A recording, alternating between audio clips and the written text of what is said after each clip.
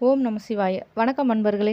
இன்றைய ஆன்மீக பதிவில் ராம நவமியை பற்றிய சுவாரஸ்யமான தகவல்களை காண இருக்கிறோம். பங்குனி மாதம் வளர்பிறை சுக்லபட்சத்தில் நவமி திதியில் புனர்பூச நட்சத்திரத்தில் ஸ்ரீராமர் பிறந்தார். அந்த தினத்தை நாடு முழுவதும் ஸ்ரீராம நவமியாக கொண்டாடுகிறோம்.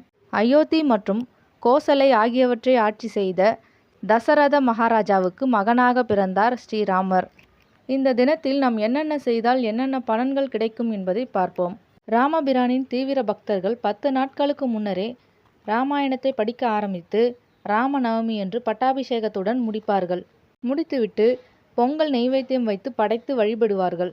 ராம நவமி தினத்தில் ஒவ்வொரு ராமர் கோவிலிலும் ஸ்ரீராமருக்கு பட்டாபிஷேக பூஜைகள் செய்யப்படும்.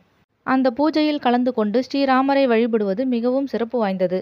பூஜையில் கலந்து கொள்ள முடியாதவர்கள் வீட்டின் பூஜை அறையில் ராமர் பட்டாபிஷேக படத்தை வைத்து துளசியால் ஆன மாலையை அணிவித்து பூஜை செய்ய வேண்டும்.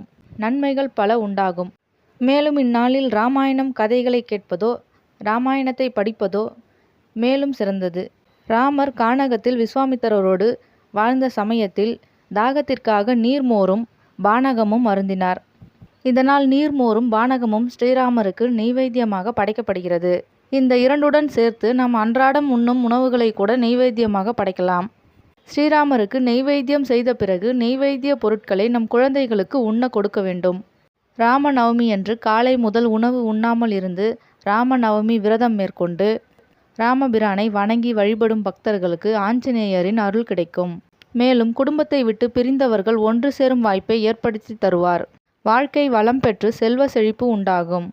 ராமாயணத்தை முழுமையாக படிக்க முடியாமல் போனாலும் ராம் என்ற 2 எழுத்து மந்திரத்தை உச்சரித்தாலே ஆணவம், காமம், பேராசை ஆகியவை அழிந்து அன்பும் அறிவும் பெருகும் என்பது நம்பத்தகுந்த உண்மை. இந்த ஆண்டிற்கான ராமநவமி ஏப்ரல் 17ஆம் நாள் கொண்டாடப்படுகிறது. குடும்பத்தில் ஒற்றுமையும் மகிழ்ச்சியையும் பெற ராமநவமி விரதம் மேற்கொண்டு ராமரின் ஆசீர்வாதத்தை அனைவரும் பெறுவோம். காணொளியை கண்ட அனைவருக்கும் மிக்க நன்றி.